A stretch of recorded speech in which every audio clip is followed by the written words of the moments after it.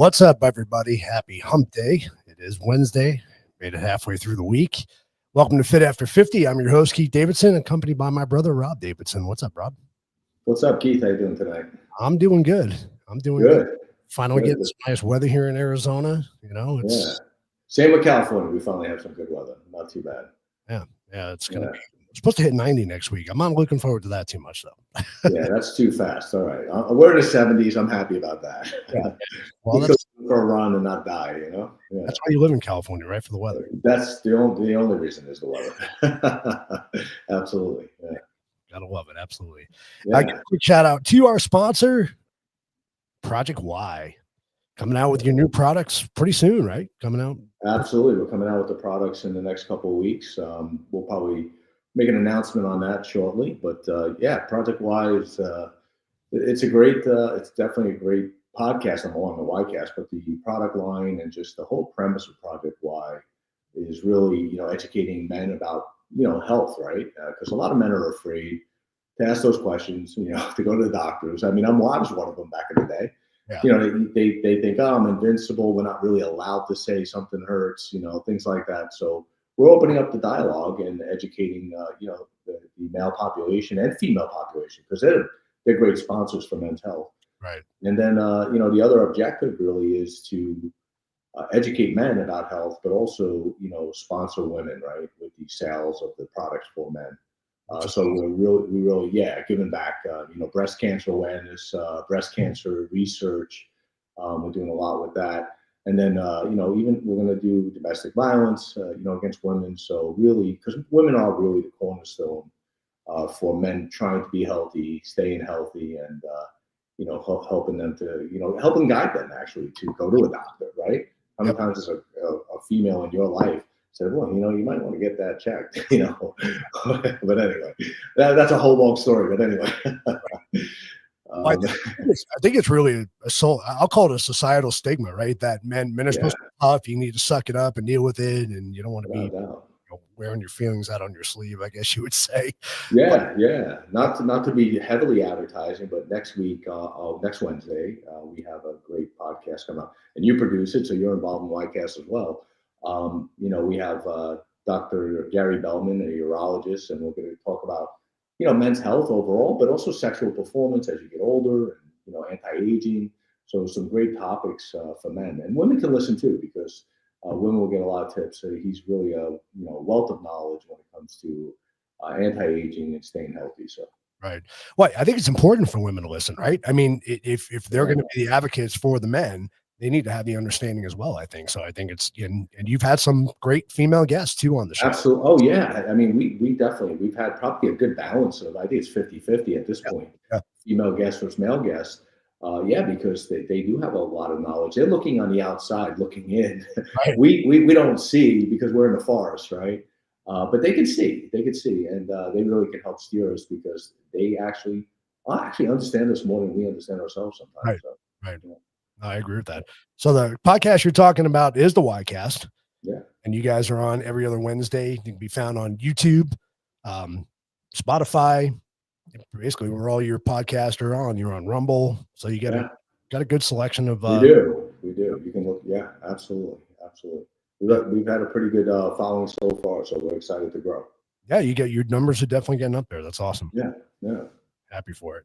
And so if you haven't checked it out, go check it out. Go like, share, and subscribe. And don't forget, watch the episodes, because a lot of great information comes out of those episodes. So very cool. Awesome. I'm excited for the products. I really am. I've been using the Facebook. Great products. Yeah. So a lot of science behind them too, right? Men have different skin than women, believe it or not. And different needs. So we developed, formulated it scientifically for men. So it's definitely a great product. All the ingredients have, research behind it. So we only use the best products. Yeah. So we're excited too. We're excited to launch it. I think people are going to love it.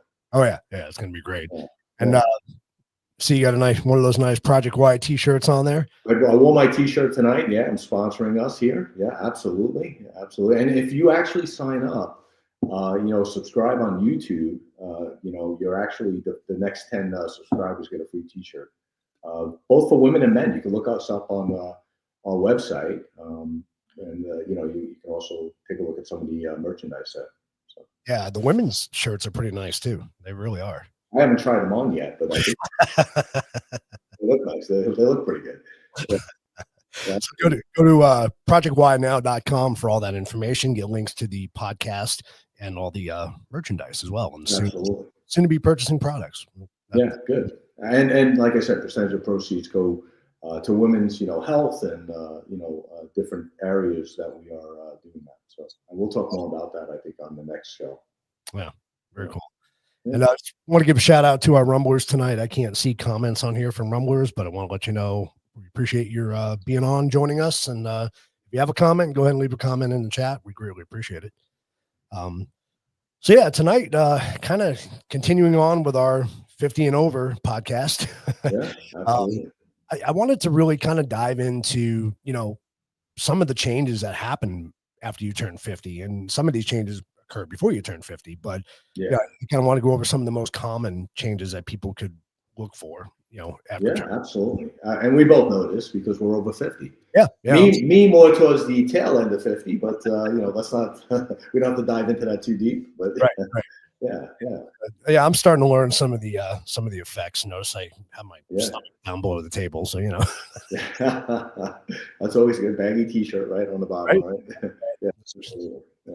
But I don't know what it was like for turning 50 for you, but I know for me, it was a long time ago. I don't remember. It made me more self-aware, I think, right? I think I really started paying attention to my health a little bit because I knew I was 50. And I think when people hear 50, right, what do you think? You think you're at the midpoint of your life, right? And you do. I don't think you are. Actually, I think, as we get older, that lifespan gets older and older. Yeah. I think you'll see much more centurions going. So you might even have about, maybe we're still near the midpoint. Don't get me wrong, but we may be able to get a little bit extra out of that.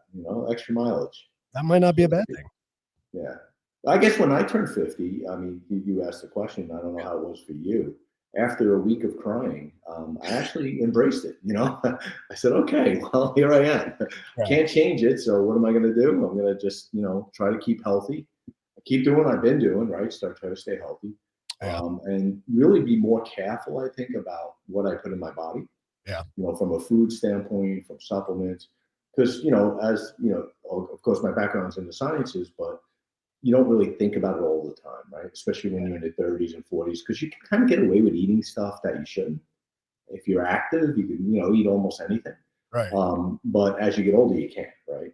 So you learn, oh boy, that 2 slices of pizza is going to hit me on Wednesday, that's for sure. Yeah. And you realize that it hits you. So food is a drug. I mean, it's a chemical, so it does act like a drug. So really being aware of what your food intake is and your caloric intake and what you're doing from an expenditure standpoint, which means exercise, walking, whatever, is really the key to balancing it. And I think understanding that, people who turn 50, you've ate like shit up until 50, but now 50, you're going to change it, right?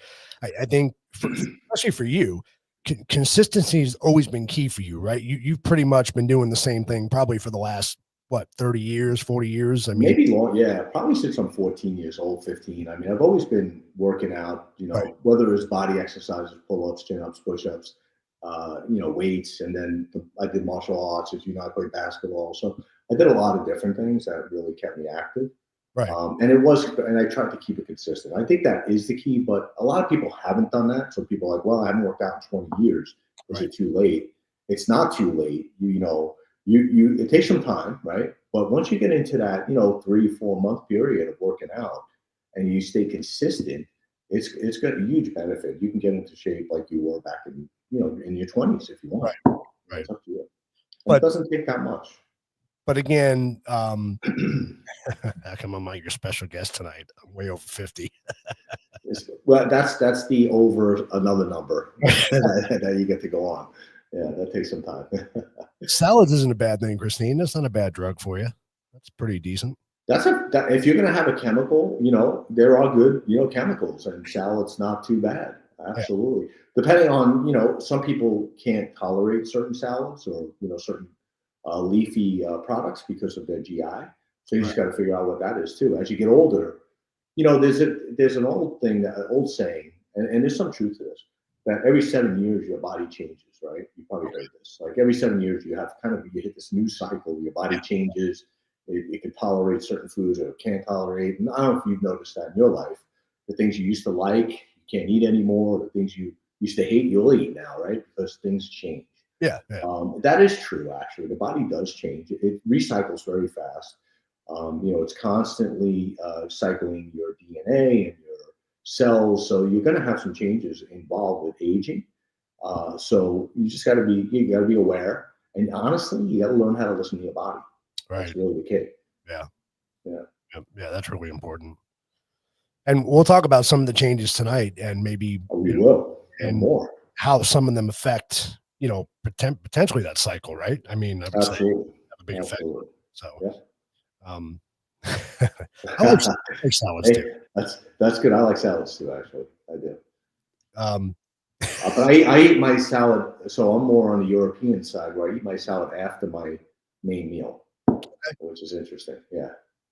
Is there a reason for that, or just a preference? Yeah, actually, there is for me.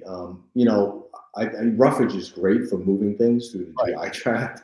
So why put it first if you eating bulk meats and things like that? Right. Eat it last, and it's going to help with digestion and actually movement in the GI.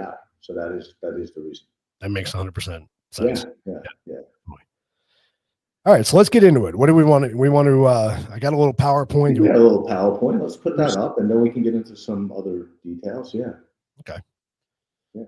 Holy crap! I thought I could read this, but might not be able to read this. that might be tough for me myself. Hold on. Really small. Holy cow! I didn't realize how small that was. Not that. I can actually read it, surprisingly. So yeah, you talk about muscle loss. You talk about your skin changes. Absolutely. Bone loss is very, very common, right? Yeah. Well, so let's stay with muscle loss. Muscle loss, you can lose up to 1% of muscle every year after 50. 1% is a lot of muscle, right? So sarcopenia, is a higher level of muscle loss. You're probably familiar with that a little bit. Yep. But there's some good things. Exercise, resistance training doesn't have to be bodybuilding. Resistance training could be push-ups, it could be pull-ups, it could be very light weights, high reps, things like that. Right. And anything that actually creates muscle work, resistance. I'm not talking about running for 10 miles. Right. It does nothing for your muscles. So the key is after 50, it is so pertinent that you're doing resistance training to keep muscle strength and to keep building muscle. That really is the most important thing. In fact, there's studies that show people with higher muscle mass as they get older are a lot less likely to end up in nursing homes, have hip fractures, and live longer because they don't have those injuries. They don't have the debilitating issues that you have with muscle loss. Right. If you don't mind me continuing. Go.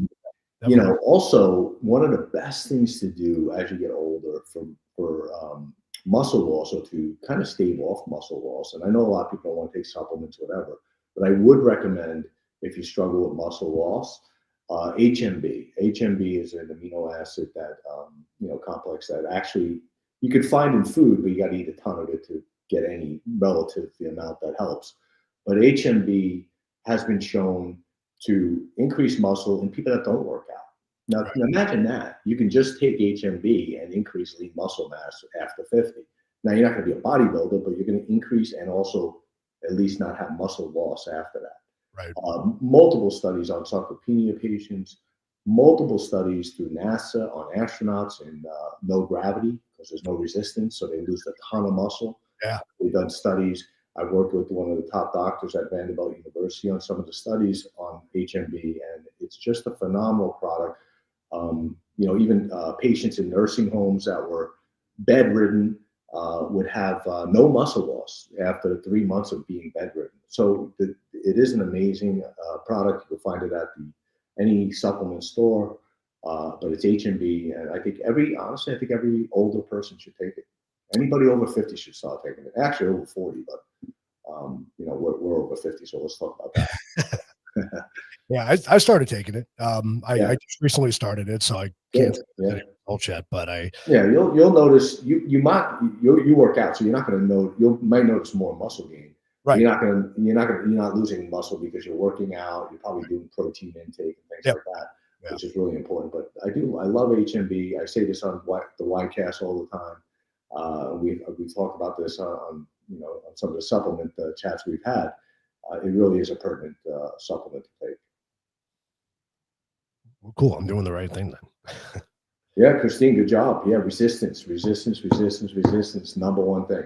Also, air squats. You don't have to use weights, but for your legs, squatting. They say if you can sit down in a chair, backing up, up and down in a chair without using your hands 10 times, you're less likely to have, hip fractures again and end up in a nursing home.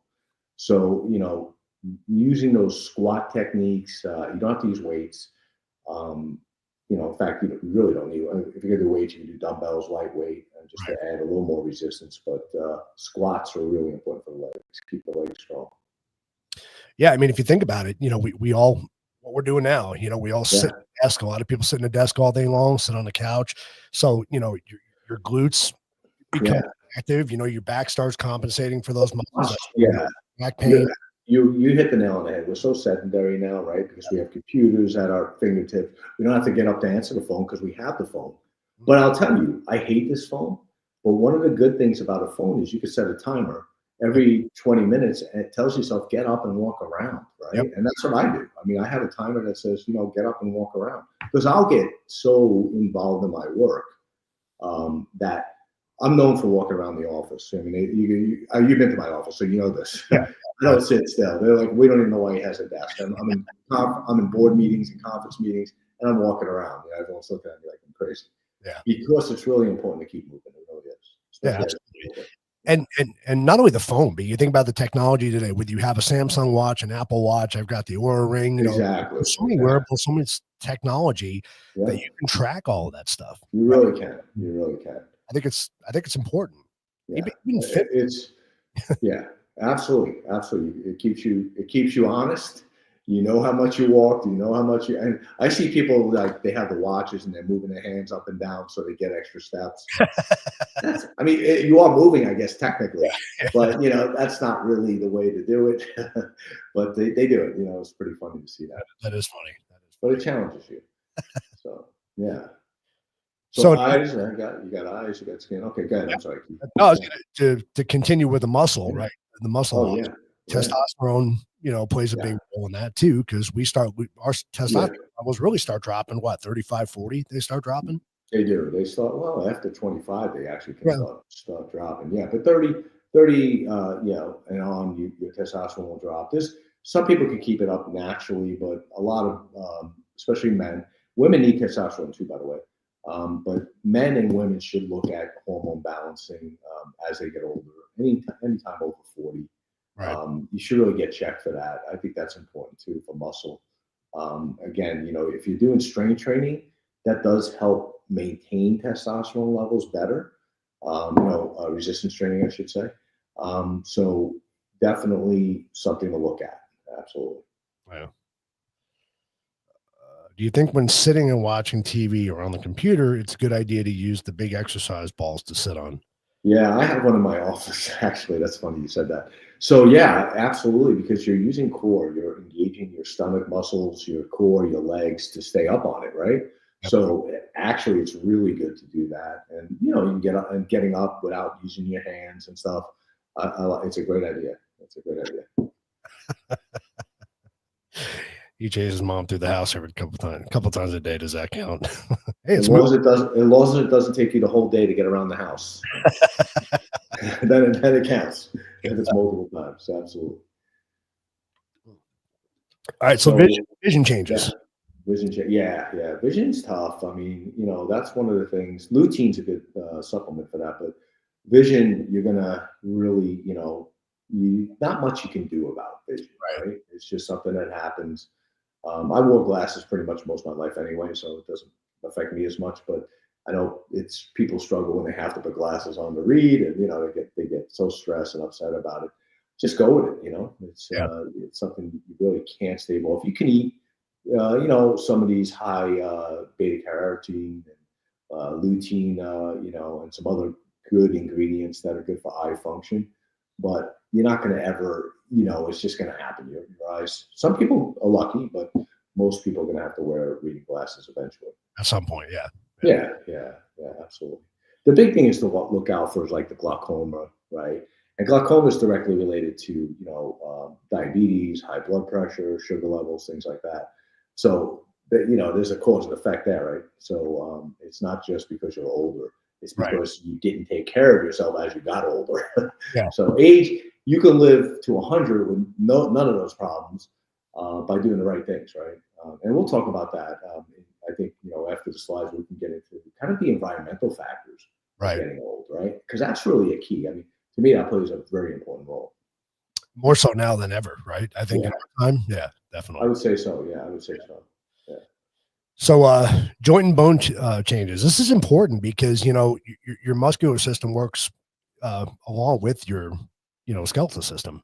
So, muscles and bones, kind of need them. Well, yeah, there's something in physiology they teach you. It's called Wolfen's law, and I won't get into too much of that. But basically, the more muscle you have, and the more you use the muscle, the stronger the bones get. They get more dense because the bones have to support the muscle. So your body's incredible. Your body says, okay, this muscle is going to break me in half. So I have to keep growing and I have to make it stronger and thicker. So it does. It actually naturally does that. And basically, you get more of the calcium buildup in the bone itself rather than depletion, right? You get osteoblast, which is a growth of the bone in the bone, rather than osteoclast, which is kind of eating the bone like a Pac-Man. So, basically, you're increasing bone strength and bone density by increasing muscle. Again, I'm going to go right back to resistance training that supports muscle and joint health. Yeah, definitely. And, women tend to be more prone to osteoporosis and bone issues as they get older. Yeah. That's because they have that funky hormone called estrogen. And that wreaks havoc sometimes. So yeah, it definitely it wreaks havoc when they're mad at you, and it also wreaks havoc when with bone density. So yeah, that's a big deal for them. They don't have the same muscle density as men most of the time, right? So without that muscle density, they lose muscle as well as they get older. So they're already in a kind of in a negative, phase from not having enough muscle, and then also they lose it, as they get older. So the bone gets weaker. Yeah, so it's equally as important for women to do resistance training. And I think it's more important. It's equally as good, but definitely women should be doing resistance training. I see women on the Stairmaster for an hour and a half. Is that driving? And it's like, no, get off of that, because that's not what you need, right? And you're actually going to burn more fat doing resistance training than you are an hour and a half on the Stairmaster. But it's hard for them to grasp that. That's the problem. Well, explain that to people too, because it is hard for people to understand that. They think you're running on a treadmill, you can be burning calories like crazy. Yeah, it's not true. Yeah, you're burning muscle. You're burning calories as your muscles repairing itself too. I mean, you're continuing burning. Yeah. So I'll give you the example I always talk about is sprinters versus marathon runners. I've said this so many times, you're probably tired of me saying it. But those sprint intervals are very similar to resistance training because you're doing it fast, right? So you're using the leg muscles fast, generating a lot of energy fast, and then stopping. And then you generate fast. So you're breaking down muscle tissue, right? So muscle tissue does not grow as you're working out. I could pump my biceps, they'll get blood flow there, right? But I'm not going to grow, right? I grow during rest. The rest period is when I grow. The problem with long distance running and people on the treadmill for an hour and a half, the body goes into a mode like, okay, where am I going to get the best energy source? And you know where the best energy source is from? From just in general, you're talking? Or? Yeah, in the body. It should be from fat, right? It's actually muscle. Muscle has a higher, glycogen complex, right? So it uses glycogen. Fat's an easy, it will use fat. It definitely uses fat. Fat has a good storage of energy. Right. But what happens, right? Exactly. What happens is it when you're running long distance, right? Yeah. Your basically body says, okay, you know what? I need to keep my storage, because the fat's the storage part of the energy. Right. Right. The readily available energy is the muscle, right? The ATP is in the cells of the muscle, right? That's true. Yeah. So the immediate availability is muscle. So when you're running long distance an hour, your body's saying, screw it, I don't know when we're going to stop. So we're going to have a problem here. I'm not going to use any more fat storage, and I'm going to go into a glycogen burn and muscle. So I'm going to start catabolizing my muscle. Right. So if you look at marathon runners, they're very skinny. Skinny. Yep. If they flex, you might not see a muscle, right? You might not. But a sprinter, you see a sprinter is ripped. They got muscle all over their body because, again, because those quick intervals, your body says, "Oh, I'm going to use fat because then I can replace it. You know, I can keep replacing, replace." So basically, that's the body's response to those types of exercises. Right. That's I don't know if I explained it, but that's where I was going with the fat burn. That it grabbed that. Yeah, for short stuff, that quick burst. Yeah. We were born hunters and gatherers, right? And when we were hunting, we never did long distance hunting.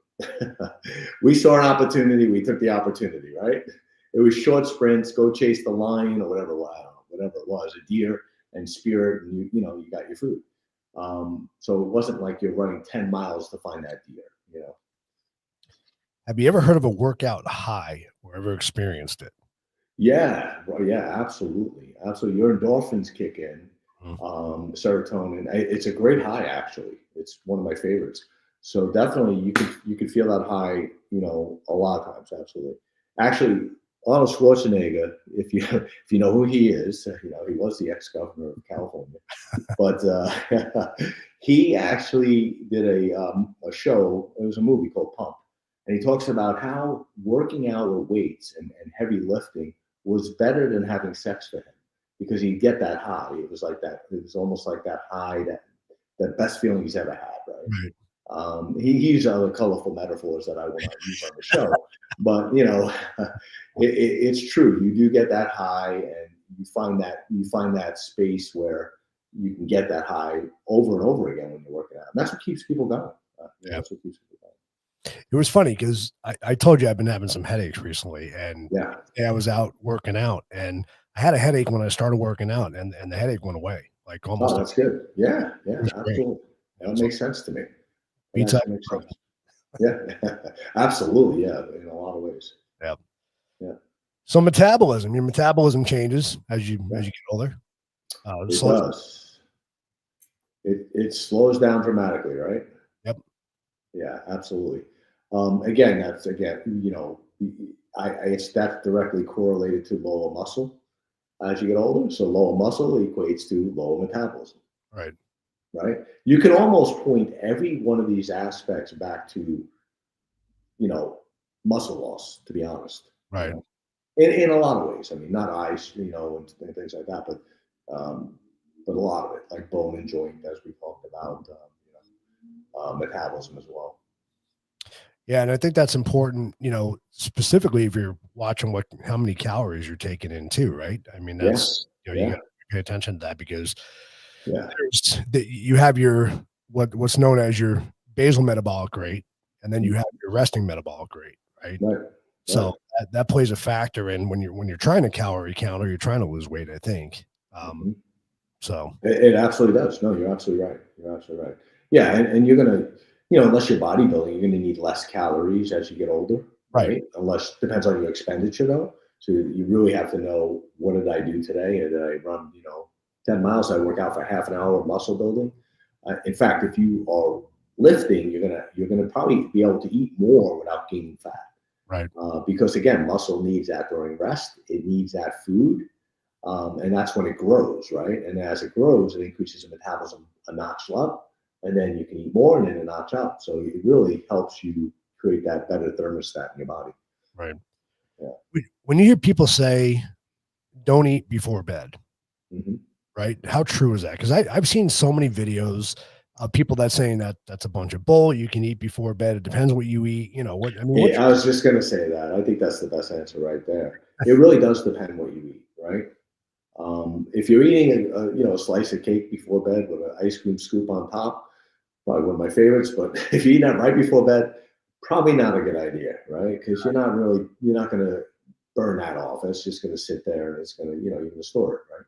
Yeah. Unless you're okay with running a marathon the next day. No, I'm kidding. Or working out for 2 hours. Right. But the reality is, if you have high protein intake at the end of the night, I'd say about an hour before you go to bed. I wouldn't eat anything 10 minutes before you go to bed. Right. You can get indigestion, GERD, and other things that happen. But protein does help at night if you're doing any workouts. Eating an hour before bed, a good protein drink, or even whatever it is, chicken, a breast of chicken, or whatever you're doing. Right. I know people are like, oh, I'm gonna have chicken before I go to bed. What? But it's not your brownie, that's for sure. But anything with a high protein, I think you're okay.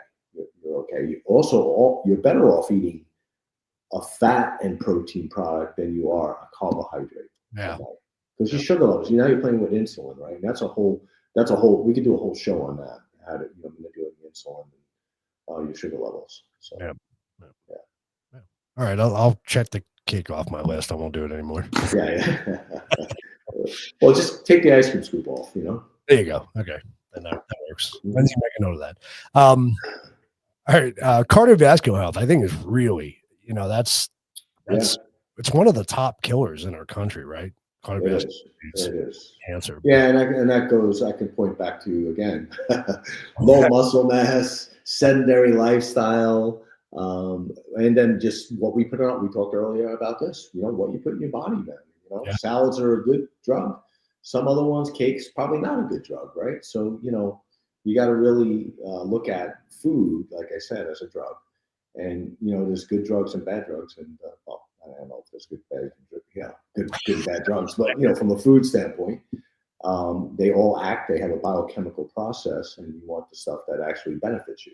Right. I always look at things I eat, not always, but 90% of the time I look at it, I'm like, okay, if I eat this, what's the benefit of this, right? And then I eat it. Now sometimes I'll cheat. I'll have ice cream, as and I'll have whatever, and you have to allow for that. Right. But if you could do 90% of the time, say, why am I eating this particular food? And what's the benefit of this food? Then you start looking at food very differently. Right. Yeah, no, that makes sense. I kind of do the same thing. I mean, you can't, like I said, you can't turn 50 and then all of a sudden say, I'm just going to cut out everything I enjoy, because it's not sustainable. It's not going to happen. You can be back. Because then you only want to live to 51. Because it's a shitty life. Right. Exactly. Yeah. We're going to do another show eventually on, I'm going to call it guilty pleasures. And we're going to talk about there you go. that people like to, snack on and drink or whatever the case affects your health. So, which is okay sometimes. Yep. Hormonal changes, huge, right? We talked about testosterone. We talked about, stuff like that going on. You got to balance your hormones, and it's really tough for women because they have so many things going on. And we're lucky, like men, we kind of ride it straight through. We do have what they call menopause, I guess, with testosterone being lower and deficient. But women have it tough, and I give them a ton of credit, especially, pre, post menopausal is not easy. And, one thing that really helps is if they get their hormones in balance, really. Yeah. That's not easy as well. And there's other issues that come with that. But that's a big deal. I mean, if I'm, if I had to say anything, I'd go to my doctor. If I'm over, 45 and a woman, or over 50, I'm going to definitely look at my hormone balance. Yeah, it's important. Absolutely. And really, it's funny because I was reading this and it talks about the thyroid, and the thyroid really is an important gland in the body, right? I mean, it's sure. Yeah, it is, and we have more instances of underactive and overactive thyroid than ever before. Right. And I do think it's more, some of it has to do with our lifestyle changes, no question about it. But a lot of it is, environmental factors, and we'll get into epigenetics later. Not to scare people with the word, but it's basically DNA being changed by your environment, and it's it's a problem, but it's also manageable. So right. Christine's saying menopause is really easy for me. The only problem I had was I like that. Hey, if you could pluck them good, it'd take me a year to do this. So, Yeah, so that's but the thyroid, going back to the yeah, I'll thyroid, go back to that. that is something to get checked regularly. You should have blood tests. I always think blood tests, more blood tests is better. Blood is the best roadmap to your health that you can have. It is. It's better than CT scans. It's better than X-ray. I'm not saying you don't need those, but blood work is the best roadmap to understand where you're at, from a health standpoint. Yeah. And we change rapidly. As far as as we get older, what we ate. You could find out ahead of time. Potential issues, and I think that's the key to surviving certain things, right? Cardiac events and Yep. cancer, and you name it. And thyroid's a big issue. You want to know your thyroid, is it working well? Is it underactive, overactive, right? Yep. Those are big issues. Yeah, because it's responsible for so much in the body. It's So much. It regulates so much. It's a big regulator, believe it Yep. or not, for a lot of different functions, including heart function and blood pressure, heart rate. You can go on and on. It actually affects all of that. Mhm.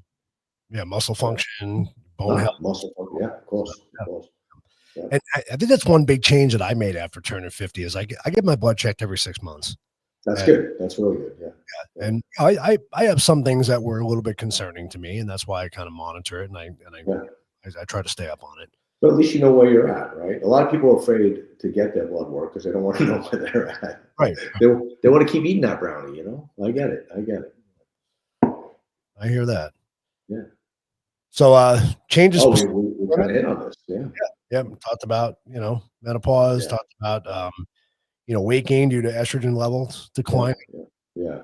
Another big driver that people don't really check enough, there's two things that I would check too, is cortisol. Cortisol is an important hormone. Stress hormone, yeah. You need it, don't get me wrong, but some people have an abundance of that. And if you notice that all of a sudden, the last 6 months you put on a lot of weight, it could be due to cortisol.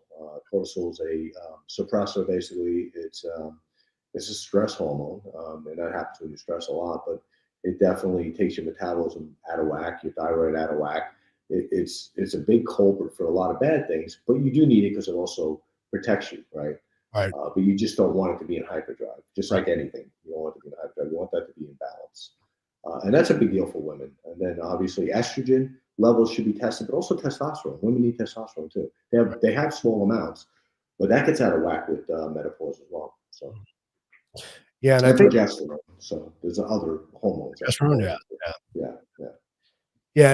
And one note to people out there, doctors won't just test for cortisol. You have to request it. That's not usually in their standard testing. It took me like 3 times for them to test it on me. So did you do the saliva test? No. You did the blood test, yeah. I did the blood test, and I had to do it between, I want to say it was like 8 and 9 in the morning. I had the morning test. So yeah. Because you'll have muscle loss just from having a high amount of cortisol. You'll have a hard time building muscle. So from a weightlifting standpoint. And then specific changes to men, we kind of hit on this already. Testosterone decline, male menopause. We talked about that. Prostate issues, that's huge, right? Yeah, absolutely. And next week on the YCast, and you'll be on that with us. We're going to talk about, for men, prostate issues and really being aware of that and how you can offset the potential negative effects of that. Yeah, I'm excited about that show. That's going to be a good show. Yeah, absolutely. Good information. All right, let's jump over to your epigenetics. Let's talk about so just to give, you and I have discussed this a lot, in the past, but basically, we really are affected by our environment. And the best example I can give you is going out in the sun, right? You're out in the sun a lot. It does have changes in your skin. You'll get, dark spots, you'll get skin irritation, sunburn, but you also get DNA changes. So that's the key. So when you have changes in DNA, that's where you have to be careful, right? And the way that happens is, it's based on, basically it's on DNA methylation, right?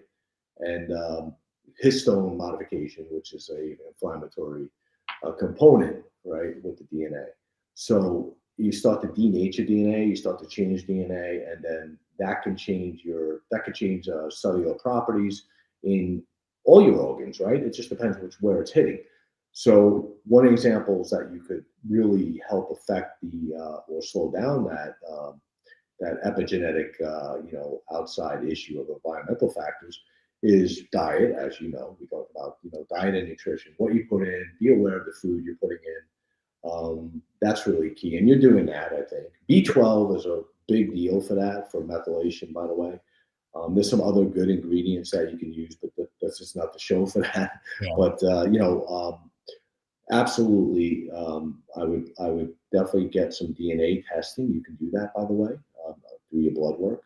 You can take a look and see if you have any, outstanding epigenetic DNA issues. But physical activity also is an environmental factor. Injuries, getting injured a lot. Inhalation of certain chemicals. I mean, that's another issue with DNA expression. Stress and mental health, believe it or not. People don't think about that, but stress and mental health is not a genetic issue. Stress and mental health is an environmental issue, right? I mean, overall, some mental health, don't get me wrong, can be genetic. But as far as just being stressed and cortisol release and the constant stress, you hear people say, I've been so stressed. I had a bad incident in my life. I was so stressed. And then I came down with an autoimmune disease, right? Right. And a lot of that correlates to what we're talking about here, epigenetics. Epigenetics are outside factors that influence DNA other than genetics, right? That's basically what it is. Right. So looking at some of your outside factors and trying to mitigate some of that is really important, to be honest. So again, like if you can limit stress, if you can limit your toxins and your pollutants that you're around all the time, you're going to protect the body longer. When you're over 50, your body doesn't respond as well to these epigenetic factors. And that's the other issue. And that's why I kind of brought this up. Right. Because as we get older, we do have to be more careful about it. Yeah. So, I mean, again, smoking, I don't know why people smoke anymore, but people still do. Yeah, it blows my mind because all the evidence points to the contrary of smoking. Over alcohol consumption, right? What does that do? So that epigenetic factor of DNA demethylation is in the liver, and the liver gets, you get fatty liver disease, not non-alcoholic, but alcoholic fatty liver disease. And what happens when you have a liver problem is now you have a GI problem, and then you have a kidney problem, because they all play together. It's a system. We're a system. Right? You can't run without one of those pieces working. You can, but it's not going to run effectively. Right? Yes, effective, not very good. You can run your car, on 3 tires, but you're not going to get very far, right? It just doesn't work.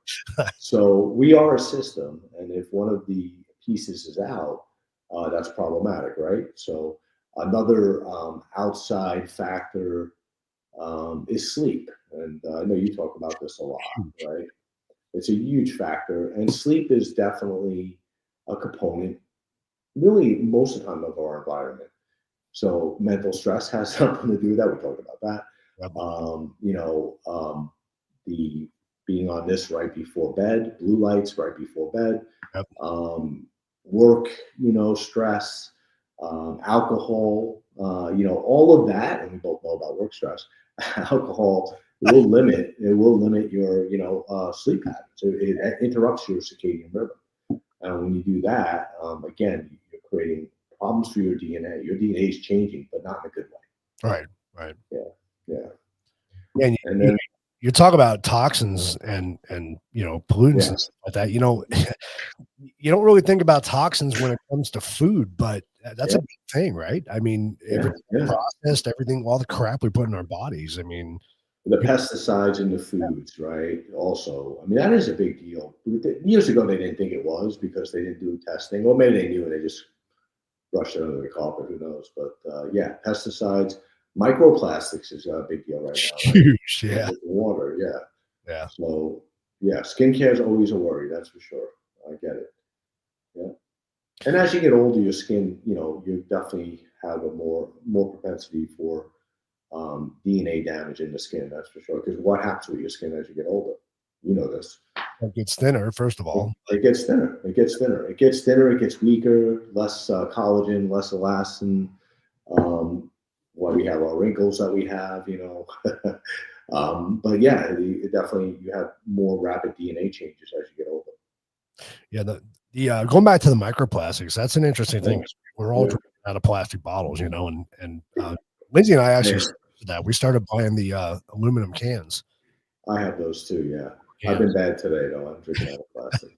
Yeah, I'm, we did. I'm talking about microplastics. Drinking out of plastic. Yeah, Right, exactly. yeah, Yeah, we yeah. did a whole episode on with Drunk with Facts. We did a whole episode on just bottled water versus tap water versus your refrigerator water with a filter. It Yeah, was yeah, pretty interesting. It's interesting. yeah. Actually, tap water, depending on the state you're in and the region you're in, is actually pretty safe compared to some of the other ones. Like, bottled water can be dangerous. Yeah, yeah, It has a lot in it that it shouldn't have. yeah. They don't So put that on the ingredients, though, do they? they don't put that on the ingredients. They don't put little plastics floating around in here. Yep. Parts per million, maybe. I don't know. They probably should do that though, right? Yeah, definitely. But yeah, so when you have, if you can limit those factors, that helps, with your health. It helps with, offsetting disease, anti-aging, living a little bit longer if you want to live longer. But you have to be really well aware of your environment all the time, Yeah. and that's not easy for people, No, right? it's not. Yeah, It's it not. really isn't. Yeah. Yeah. Most people just go about their day and they're not aware of their environment. Yep. And I get it because you can't be aware of everything, but the more you are aware of, the healthier you are, right? Absolutely. Absolutely.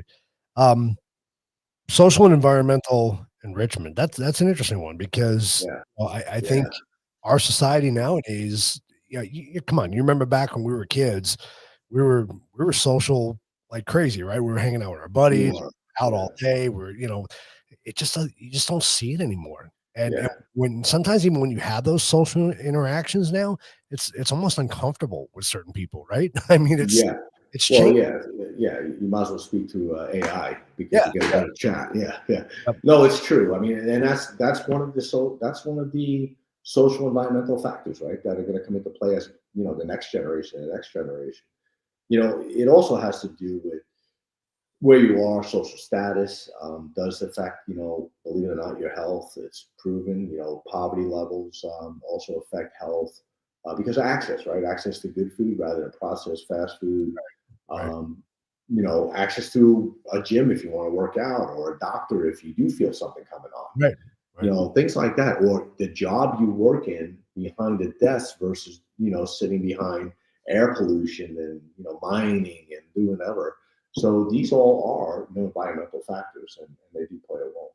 Yeah, yeah, that's Yeah, huge too because yeah, I've worked when I started out in the construction industry. I worked for an insulation company, and yeah, man, I'll yeah, tell you, I'm glad I didn't have to do much insulation. I got into fireplaces instead, but yeah, yeah. just crap that they were breathing in on a daily basis. I On mean, a daily basis. Yeah, exactly. That's the whole asbestos thing back in the day. And yeah, so these are all factors. And, your social class does affect, your health and your longevity. yep, So your expected age in the higher, middle, and upper, classes are expected to be longer. You're going to live longer. Yeah, New York tap water. I love New York. I always ask for the tap water when I'm in New York on business. Oh yeah, I never get. They're like, "Do you want bottled water?" I'm like, "New York's finest," all the way. Yeah, absolutely, because it is the best. I actually love the taste of it too. That's why their pizza's so good. oh yeah, definitely, That's why they have the best bread and dough, and yeah, it's New York water. Absolutely. 100%. Hmm. As far as like social interactions, though, I mean, Yeah, from a a mental health capacity, right? yeah, I think the interactions, because I always use the example when I lived, um, it was actually Las Vegas, believe it or not, when I lived there. But I lived in a cul-de-sac neighborhood.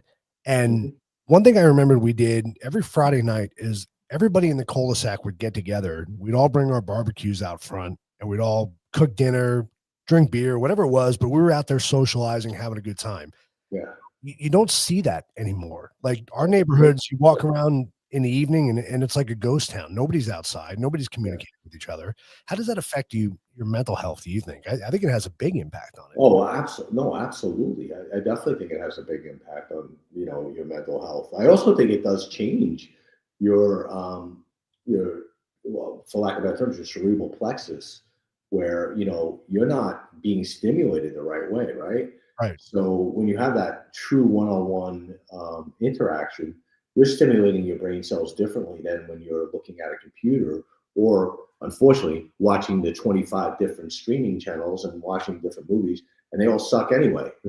There's never really anything to find, right? Yep. But that's what people do. So they're so comfortable sitting in their homes and not interacting socially with other individuals that I think, again, you're not really stimulating the cerebral, plexus the way you should, your brain.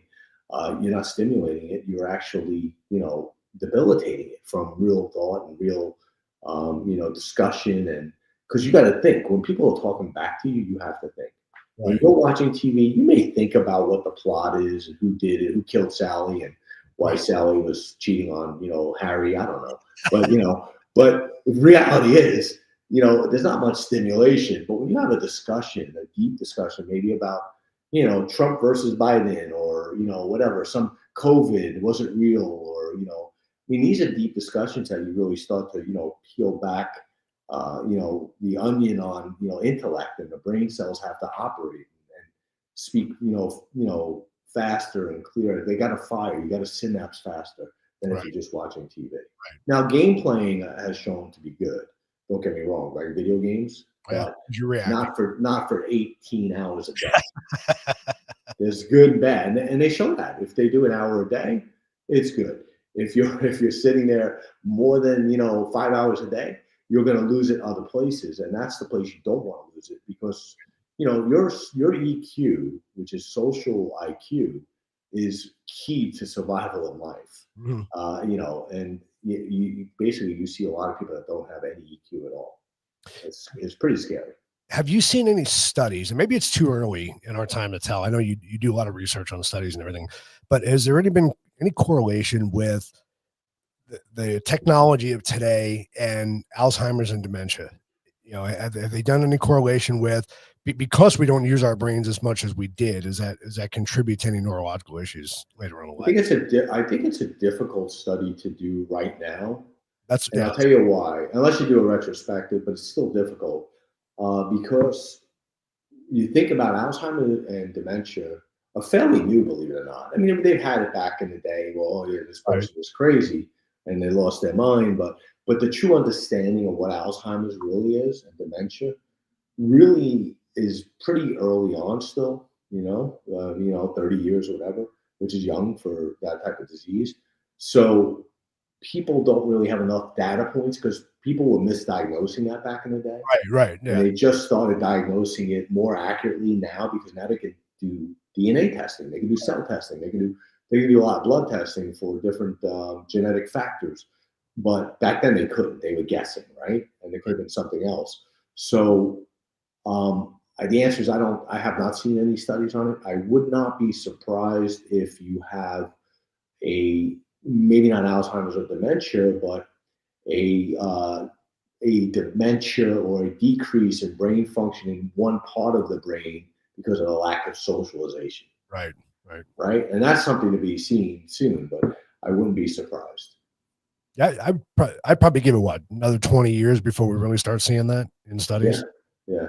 I think you're going to see more Asperger's and more, people like that because again, they're not socializing early on, right? And they're very uncomfortable socializing, after, right? If you haven't learned how to socialize. Yeah. I mean, we were integrated into social circles very young, and you had after school stuff, and then your parents had people over, and you had barbecues in the neighborhood or whatever it was, but you were constantly doing things because you didn't have the computer, you didn't have TV. Yeah. So I think people had higher EQs back in the day. Right. I think. Yeah. I would agree with that for sure. Yeah. So Christine says, to help with my stress, I now try to meditate every day, especially at night. It seems to help me sleep, and I wake up in the morning without hurting. Oh, that's awesome for you. That's really good. I've tried meditating. I typically last about 12 seconds. Yeah. Meditating, I'm talking about. I last meditating 12 seconds. So yeah, it's not. It's definitely difficult for me, but it definitely helps a lot of people. No question about it. No question about it. Another So if part. it helps you, that's great. What's that? What's that? Another topic is a topic for your Lycast episode. Yeah. That's next week. Yeah. We'll get into that one. But yeah, I think I think really the key to it, whether it's your overall health, your social status, it really comes down to balance, right? It really comes down to balancing everything equally. Like you said, it's not bad to have the technology, right? Yeah, I'll use it, but you got to balance it out. You do. Pick up a book, read a book. I know mom loves to do puzzles. I think puzzles are very engaging with the brain. Yeah, absolutely. And they've done studies on elderly people because they have those brain games and stuff that people can play. It's so important. It's really important to do that. Yeah, puzzles are great. Even some computer games are great. I think I told you about that study they did on surgeons that played, an hour a day of video games versus ones that didn't in another cohort. The ones that played that 1 hour had less mistakes in surgeries than the ones that didn't play the game at all. Yep. So it definitely helps with the skills and your hand-eye coordination and your mental response time. And that's what I mean by socialization. Your mental response time has to be greater than just watching TV, right? I mean, there's no question about it. Yeah. And that's key to staying, active mentally. Very important. Yeah. That's interesting. I'm curious to see what happens. I really am. Yeah, me too. I think we're in for a surprise. Well, we got obesity going up, we got diabetes going up, now we got mental decline going up. So we're kind of in trouble. Yeah, we're kind of in trouble. The U.S. is losing ground all over on education. I think that has a lot to do with it too. It does. Social skills and so it's a big issue for us. I'll tell you what some of the alarming rates for me is the cases of childhood obesity. I mean, it is just absolutely skyrocketing. Yeah, without a doubt. Yeah. Very sad. Absolutely. And that, again, parents and grandparents can influence kids on how they eat, right? Yeah. So I could see even my grandkids, my kids were always healthy and they worked out, and now I have 2 grandkids. And they basically are active because they see me outside or they want to work out and they want to throw a football around because you entice them to do that. Right. And that's what my dad did for me, right? He played basketball or baseball and sports with us, and basically that I want to do that. I want to be like him, right? Yep. So that helps you to stay physically active, and if you keep that with you, it's great. But a lot of parents are working so hard, concentrating on careers and just themselves, and so wrapped up in life that they're not doing that with their kids, right? Yeah. So you see kids just sitting in front of a computer. That's the best babysitter for a kid is a phone or a computer or some type of game. And that's going to be a problem. It's going to be a problem. That's a good babysitter for some adults too, I noticed. Yeah. That's for sure. Yeah. Yeah. I mean, what is blame change technology? Kids would rather sit at home. That's exactly it. I mean, but only if you let them though. Right. Exactly. You're the parent, if you're the parent, or the grandparent, you don't have to let them do that. In fact, take it away from, limit their time. I'm not saying don't let them do it because they need to learn technology, no question. Yeah. But, as a parent, I think it's good to limit their time. Get them working out. They can lift weights and push-ups and stuff at a young age. It actually does not stunt your growth. Yeah. That's a fallacy. It's actually important to stay, fit, and that's what they should do. For every hour you play on a game, do a half an hour of exercise. Yeah. Right. And that's, I think that's going to be a good little balance there. Yep. Yeah. And I love the fact you talk about technology too. You recently introduced Lizzie and I to the tonal, which is one of the greatest pieces of equipment ever created, in my opinion. Yeah, it is. But it's cool because it mixes technology with fitness. You know what I mean? And I think we need more of that. We really do. I give a lot of credit to some of the VR games, and when the Wii came out, people had to use it, and they kept it active. I give a lot of credit. And there's a lot of, if you're over 50 and you like games, virtual games, the active virtual games, you're going to work out. You can do boxing, and you can do, do whatever. I mean, you can do shooting, and you can do you pretend you're like, Rambo if you want, but yeah, yeah, make sure you have space, don't get killed. Yeah. But yeah, it's a good workout. It's a very good workout, and you're active, you're off the couch. I mean, to me, I love those types of games. The games you're sitting down and just doing this with your thumbs. They still use their thumbs? I don't even know. Yeah, they do. I don't know, but some of them use that. I don't know how they do it, but yeah. I haven't played a video game in since Pac-Man, but anyway, that's another story. But yeah, it's that's my 12 minutes, 12 seconds, I should say. I can't stay focused on that stuff. Yeah.